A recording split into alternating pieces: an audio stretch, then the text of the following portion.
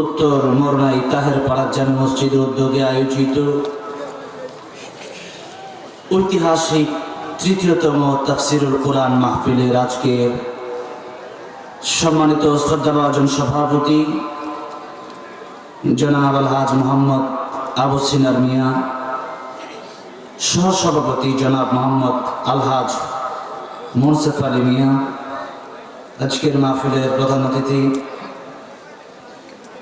আলহাজ AZM Minhajul হক সাহেব, প্রধান মেহমান মোহাম্মদ হাসানুজ্জামান উজ্জ্বল সাহেব, আমার পূর্বে অত্যন্ত গুরুত্বপূর্ণ তকরির পেশ করেছেন আমার অত্যন্ত প্রিয় কাছের হৃদয়ের ভালোবাসার মানুষ, এই দিনাজপুরের মাহফিলগুলো যিনি আমার রাখেন, আমাদের সাজিদুর রহমান আশরাফি ভাই।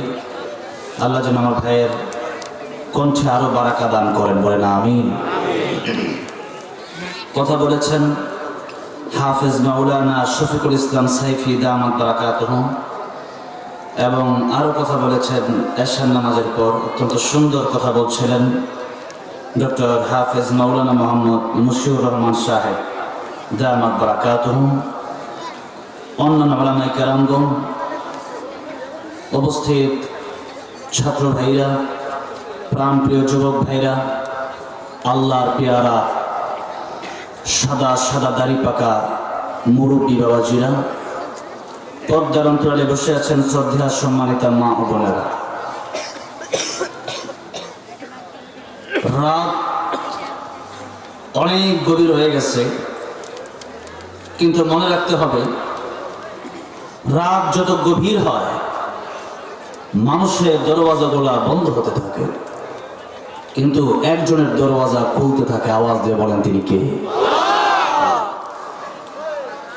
আল্লাহ আরশে আজিম থেকে প্রথম আকাশে চলে আসেন আর বলেন, আলা আমি মুস্তাগফিরিন ফাগফিরালাহ, আলা আমি মুস্তারজিকিন ফারজুকাহু, আলা আমি মুবতালান ফাউআফিয়াহু, আলা কাদা হাত্তা ইয়াতুলু আল ফজর।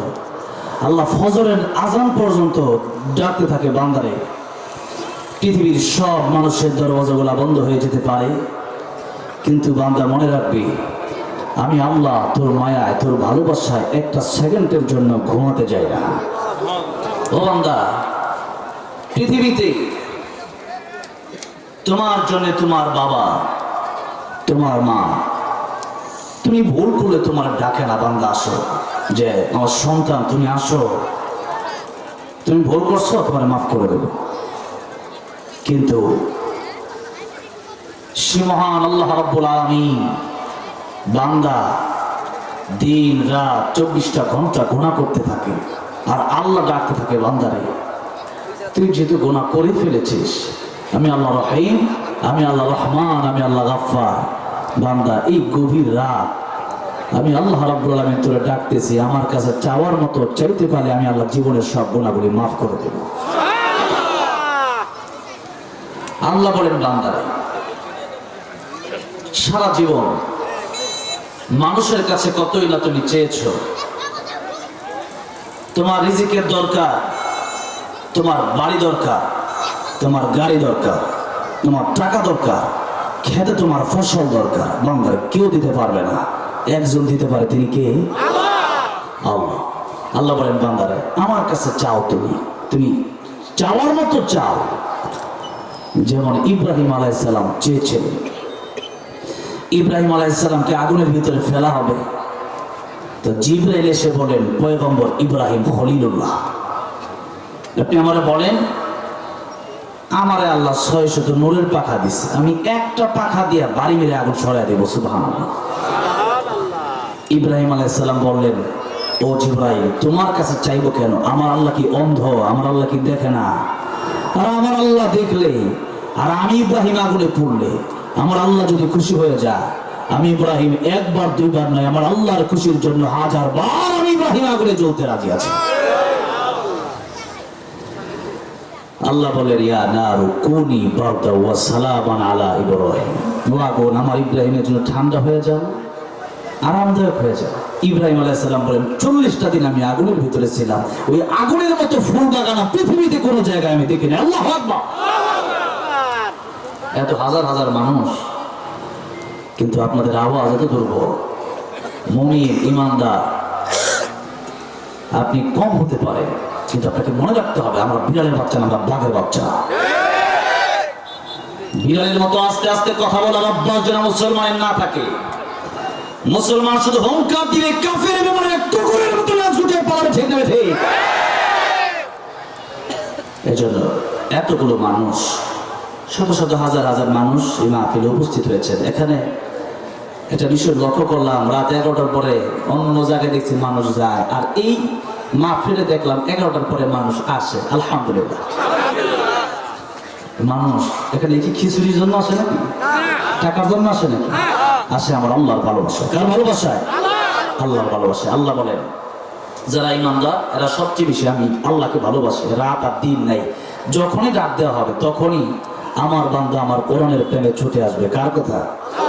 আল্লাহ বললেন ওয়াল্লাযীনা আমানু আশাদ্দু হুব্বান লিল্লাহ।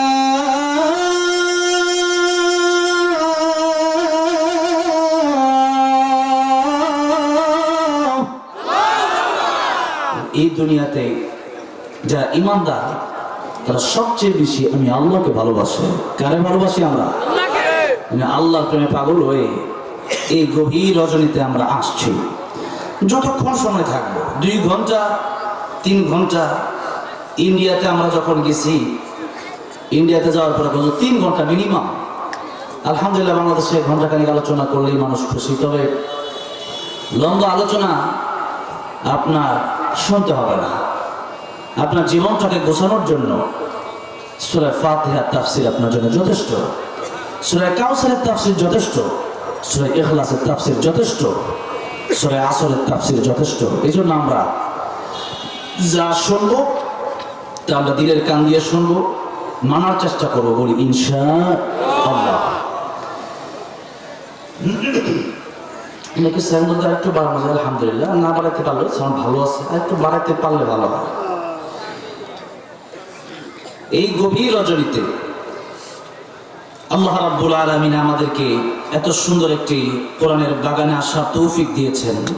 আমি প্রথমে আপনাদেরকে জিজ্ঞেস করতে চাই যে আমরা ইমানদার না কাফের? ইমানদারের আওয়াজটা কি বিড়ালের মতো হবে না বাঘের মতো হবে?